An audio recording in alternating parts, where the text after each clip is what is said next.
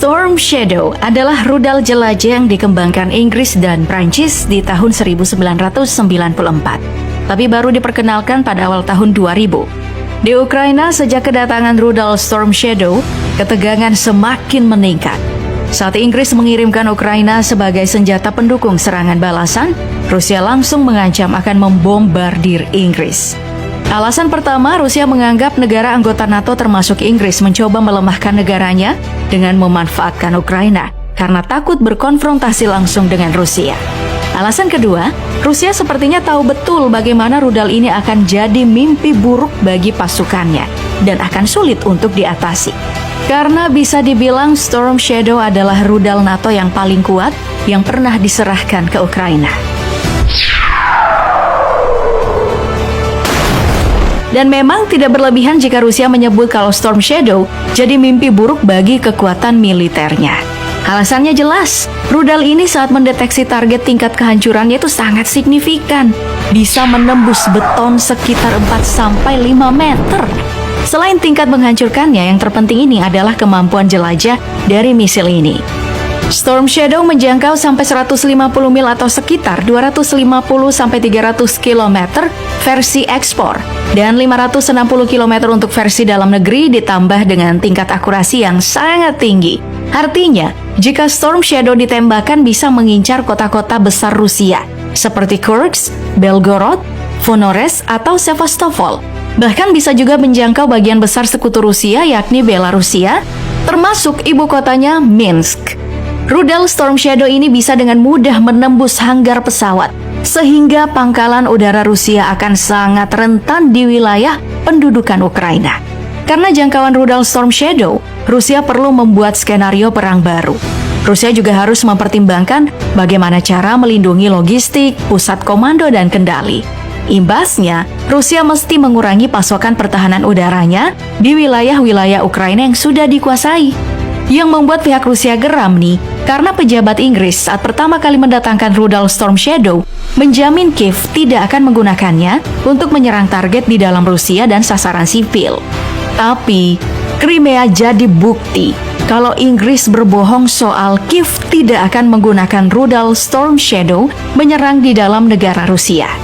Salah satu serangan Ukraina dengan menggunakan Storm Shadow adalah serangan ke Crimea yang kini jadi wilayah Rusia. Rudal Storm Shadow sukses menghancurkan jembatan Chonga. Bagaimana sebenarnya rudal Storm Shadow ini bekerja? Nah, yang pertama yang harus diketahui, rudal Storm Shadow adalah rudal siluman yang diluncurkan dari udara. Beratnya itu sekitar 1.300 kg dengan diameter 48 cm, lalu memiliki sayap 3 meter dengan hulu ledak konvensional seberat 450 kg. Mesin yang digunakan rudal ini adalah mesin turbojet mikroturbo TRI 6030 dan didukung sayap tambahan. Storm Shadow bisa terbang dengan sangat cepat. Storm Shadow bisa melaju dengan kecepatan 0,8 Mach atau sekitar 1.000 km per jam. Rudal Storm Shadow bisa dipasang di pesawat buatan Eropa yang berbeda, dari jet tempur sekelas Dassault Mirage 2000, Panavia Tornado atau Dassault Rafale. Storm Shadow juga terintegrasi dengan Eurofighter Typhoon.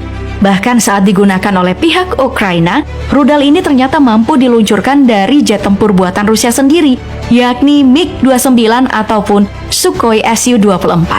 Rudal Storm Shadow ini adalah rudal tipe Fire and Forget alias tembak dan lupakan, yang artinya diprogram terlebih dahulu sebelum diluncurkan. Dan setelah diluncurkan, misil tidak bisa dikendalikan atau diperintahkan untuk menghancurkan diri sendiri, dan juga informasi targetnya itu nggak bisa diubah, nggak bisa lepas. Sistem navigasi yang dipakai yaitu navigasi inersia atau INS, sistem penentuan posisi global GPS, dan terrain reference matching atau navigasi referensi medan untuk kontrol jalur yang lebih baik dan serangan sasaran yang akurat. Rudal juga dilengkapi dengan pencitraan inframerah yang fungsinya untuk berburu jarak jauh. Cara kerjanya, rudal Storm Shadow diprogram dengan setiap detail target dan jalur yang harus diambil untuk mencapai target sebelum diluncurkan. Setelah dilepaskan dari pesawat, rudal akan membuka sayapnya, lalu kemudian rudal akan mengikuti jalur yang sudah diprogram di ketinggian rendah. Dengan bantuan GPS dan pemetaan medan, ditambah bantuan dari sistem navigasi yang ada di dalam pesawat, rudal akan bergerak ke area target.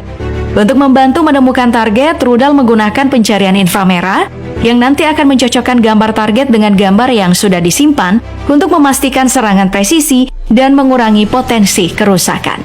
Jadi, rudal ini akan berusaha untuk menemukan targetnya berdasarkan informasi yang sudah ditentukan. Jika sesuai target, rudal akan meluncurkan target tersebut. Tapi, jika tidak bisa dan ada risiko tinggi kerusakan, rudal ini akan tetap terbang ke titik tabrakan daripada mempertaruhkan ketidakakuratannya. Ditambah dengan dua bahan peledak prekursor di bagian depan dan bom lanjutan di bagian belakang, punya berat keseluruhan 450 kg yang cukup menghancurkan benteng dan bunker kelas berat. Bisa juga meratakan gedung apartemen atau fasilitas industri.